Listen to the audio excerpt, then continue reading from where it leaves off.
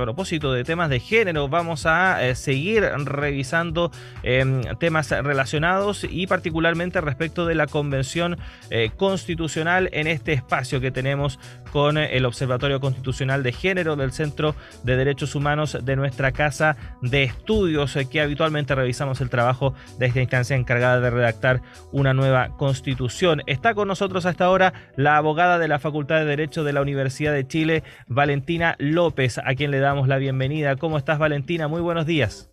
Buenos días, Claudio, ¿qué tal? No te ¿Cómo, escuchamos, cómo- Valentina. Sí, ahora te escuchamos perfecto. Ahí No, éramos sí? nosotros, Valentina, éramos nosotros, así que, pero ya se solucionó. ¿Cómo estás? Muy buenos días. Muy buenos días. Sí, bueno, vamos a hablar respecto de lo que ha sido el trabajo de la Convención Constitucional durante estos últimos días. Sabemos que estamos en un periodo en el cual ya se está intensificando el trabajo de la misma, se están votando algunos proyectos en forma general ahí en las comisiones, pero también se ha puesto un foco bastante importante respecto de lo que es la plurinacionalidad, que es uno de los puntos que podríamos decir desde el inicio de todo este proceso constituyente, incluso antes de que se hablara ya de esta convención constitucional en sí, era uno de los aspectos que se esperaba con mayor expectativa respecto de cómo se iba a desarrollar este trabajo. A juicio de lo que ustedes han podido observar, ¿cómo ha avanzado este enfoque de plurinacionalidad y cómo ha sido el trabajo en las comisiones al respecto? Así es, Claudio, como tú bien mencionas, esta es una convención, así como paritaria, es una convención plurinacional. Estuvo constituida desde un principio con ese enfoque y eso implicó, por ejemplo, que tuviésemos una representación de la presidenta de carácter plurinacional y así también la representación de comisiones, el uso de vestimentas, lengua, la ejecución de ritos y ceremonias, etcétera. Y eso estado presente en los reglamentos como un principio general, y hoy día está muy presente en las 7 comisiones temáticas, se han abordado cuestiones relacionadas con el principio de plurinacionalidad.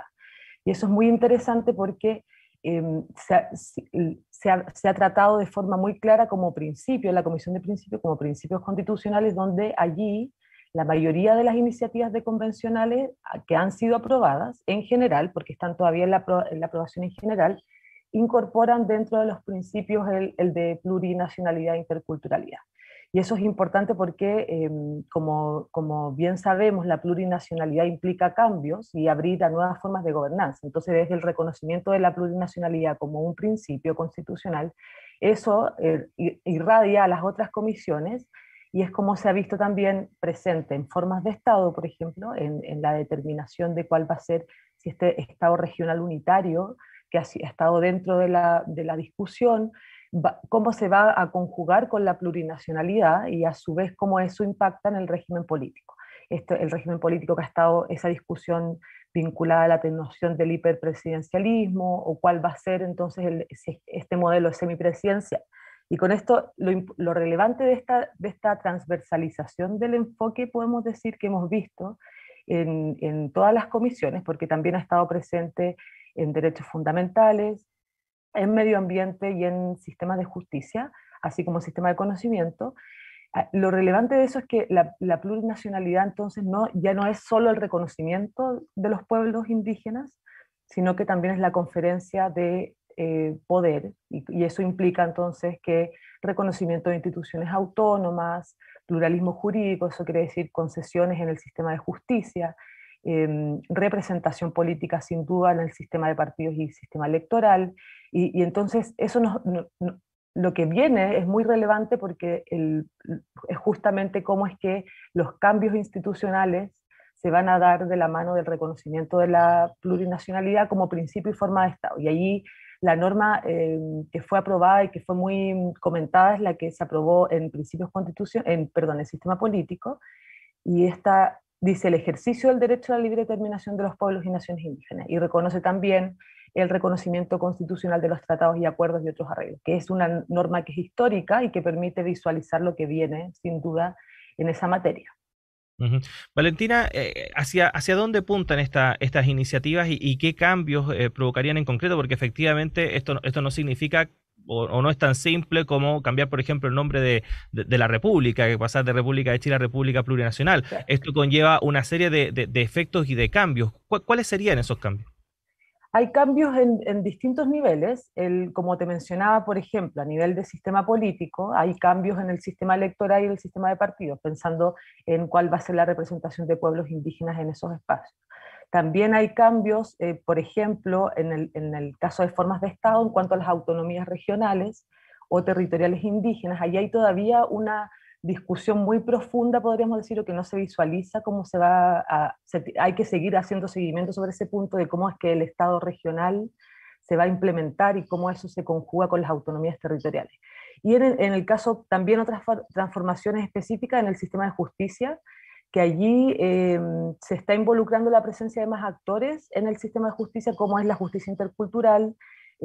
Hay normas que han considerado el pluralismo jurídico, es decir, que los sistemas de uso y costumbre se puedan aplicar en los contextos de justicia, y ahí con el derecho propio o derecho consuetudinario, según cómo eso quede redactado. Y allí hay sutilezas, pero lo que sin duda lo que implica, la diferencia entre el multiculturalismo, o solo reconocer la interculturalidad, a reconocer o consagrar la plurinacionalidad, es que justamente hay transformaciones institucionales. Más allá del reconocimiento de derechos, hay que establecer garantías, mecanismos de implementación. Ujú.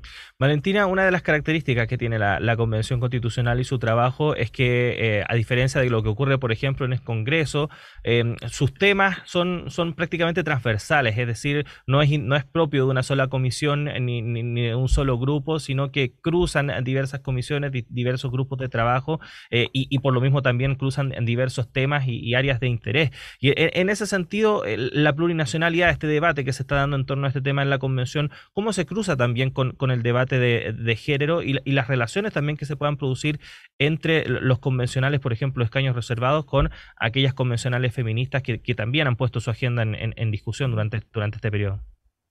Sí, justamente lo que nosotros en el Observatorio Constitucional de Género nos hemos enfocado es ver cómo interseccionan estos dos enfoques, que son los dos enfoques muy inéditos y que para la sociedad chilena y esta comunidad política, y sin duda implica transformaciones más estructurales que solo el reconocimiento o mirar solo la intersección. Y allí lo que hemos visto, al menos hasta ahora, es que no existen normas expresas, por ejemplo, que otorguen una protección específica a las mujeres indígenas. En el caso comparado tampoco existen tantas, solo de las 17 constituciones de América Latina, solo México y Bolivia consagran una protección específica a la mujer indígena.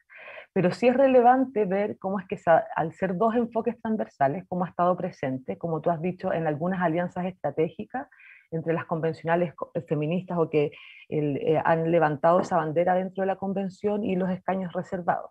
Pero también allí es importante considerar lo que ha surgido en torno a que hay distintas concepciones de género que tienen que pueden convivir en un Estado plurinacional, y eso implica entonces, al reconocer un Estado plurinacional, también reconoce sistemas de creencias y valores, que eso irradia obviamente en cómo es que concebimos el género distintos pueblos, con distintas particularidades, y eso es una cuestión importante a tener en consideración.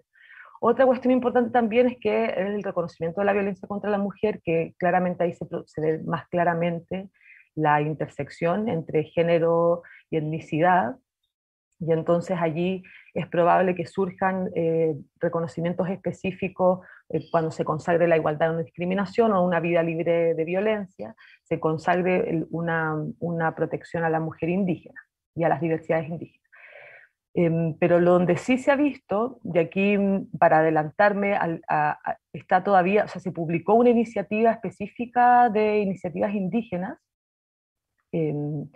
cuyo plazo para presentar vence el día de mañana, 1 de febrero, y esa iniciativa justamente tiene un componente de género que es relevante y que es bien inédito en comparación con las otras.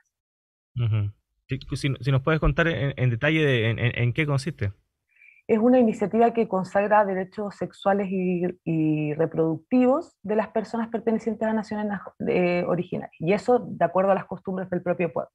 Y eso es relevante porque si uno ve las iniciativas indígenas, en general la mayoría están vinculadas a territorio, a derechos colectivos o derechos sociales, y esta es la única que hasta ahora está planteando un enfoque de género propiamente tal, y lo que plantea es que se respete la autonomía sexual y reproductiva de las mujeres que pertenecen a los pueblos originarios, de acuerdo a sus costumbres y tradiciones. Y allí también lo que incorpora de forma muy fuerte la variable intercultural en el acceso a la salud sexual. Y eso implica, en el caso de que eso se tiene que discutir todavía, las iniciativas ingresan, pero se discuten todas en conjunto. Implicaría también, por ejemplo, establecer algunas garantías en el caso de educación sexual integral, si es que eso queda reconocido en la Constitución, porque como sabemos hay una iniciativa popular que refiere a educación, y entonces allí la variable intercultural es muy clave, de cómo es que tomamos siempre también la noción de pueblos indígenas y mujeres indígenas en este caso, para garantizar esos derechos o construir esos acuerdos que son transformaciones finalmente. Ujú. Estamos conversando con la abogada de la Facultad de Derecho de nuestra Casa de Estudios, asistente también de investigación en el Centro de Derechos Humanos de la Universidad de Chile, Valentina López, a propósito de este espacio que tenemos en conjunto al Observatorio Constitucional de Género, donde revisamos el trabajo de la Convención Constitucional bajo esta perspectiva. Valentina, bueno, comenzó el proceso de consulta indígena, la semana pasada lo estuvimos conversando también acá en la radio respecto del inicio de este proceso de consulta, donde se abre un espacio también de participación para nuestros pueblos originarios, pero específicamente respecto de la participación de las mujeres indígenas. ¿Qué desafíos enfrenta este proceso? Podemos decir, yo creo que lo primero es considerar que hasta mañana tenemos un panorama mucho más claro porque hasta mañana se ingresan las iniciativas populares, o sea, las iniciativas populares logran sus 15.000 firmas, las que logran entran, las iniciativas de convencionales pueden presentar hasta mañana y las iniciativas indígenas también hasta mañana. Mañana se configura entonces el conjunto de normas que van a ser discutidas por la convención, y allí es interesante cómo esto se articula con la consulta indígena. Como tú bien dijiste, la consulta indígena fue presentada la semana pasada para ya ser implementada. Allí está siendo implementada por una Secretaría Técnica Indígena en conjunto con la Comisión de Pueblos Indígenas y Plurinacionalidad, que es una comisión funcional, es decir, que tiene a su cargo implementar los mecanismos de participación y consulta de los pueblos indígenas. Y allí los desafíos en materia de acceso y de participación justamente tiene que ver con que las mujeres, al encontrarse en una situación muchas veces de discriminación estructural, como todas las otras mujeres, pero en este caso interseccionada por la etnicidad o su pertenencia a un pueblo indígena, implica claramente algunas brechas de participación política. Entonces allí los esfuerzos tienen que duplicarse para poder llegar a las mujeres indígenas y permitir que puedan participar en condiciones de igualdad, pensando también en cómo se reparten los liderazgos. Hoy día hay un avance en el movimiento indígena de liderazgo femenino, eso no cabe duda, y también eso se materializa en la participación, obviamente, el ejercicio de estos derechos políticos.